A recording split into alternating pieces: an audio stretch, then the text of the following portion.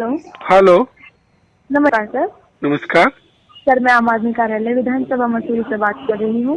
हाँ जी बोलिए। आम आदमी पार्टी की साइड से सर आपको सूचित किया जाता है 14 फरवरी को उत्तराखंड में विधानसभा चुनाव है और सर आपसे अनुरोध करती है हमारी पार्टी के सर एक मौके की जरूरत है सर हमारी पार्टी को। मैं एक बार के लिए एक कुत्ते को दे दूंगा पर मैं आम आदमी पार्टी को कभी वोट नहीं डालूंगा। ई आवाज तक केजरीदीन के कबहू तकले सुनाई ना। ई आवाज तक केजरीदीन के कबहू तकले सुनाई ना। कुकुर के भले वोट दियाई लेकिन आपके वोट दियाई ना।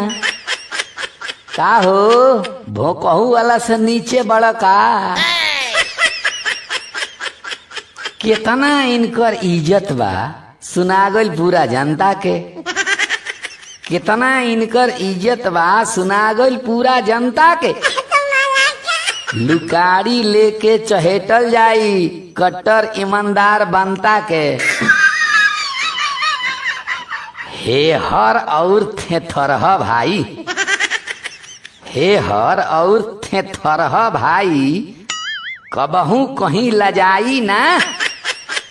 कुकुर के भले वोट दियाई लेकिन आपके वोट दियाई ना। का हो भोंकहू वाला से नीचे बड़ा का।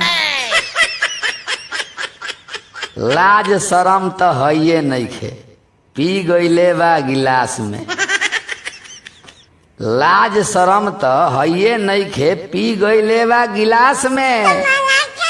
लइकाइए से कट पेंसिल चोरावत रहे अपने ही क्लास में। अबकिर के चुनाव में देखब अबकिर के चुनाव में देखब जीवन में भुलाई ना। कुकुर के भले वोट दियाई लेकिन आपके वोट दियाई ना।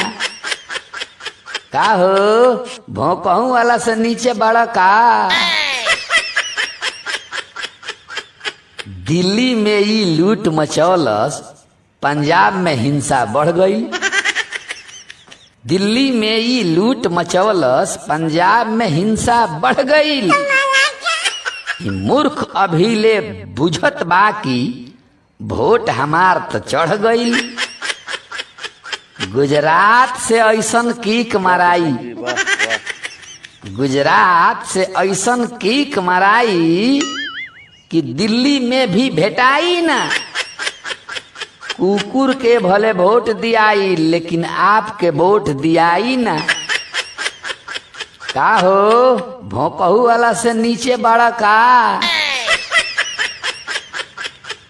ऐसन झूठा पैदा अभी ले भइले ना संसार में। ऐसन झूठा पैदा अभी ले भइलन ना संसार में।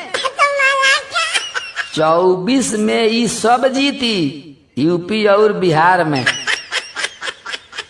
मीडिया में जिता दी खुद के।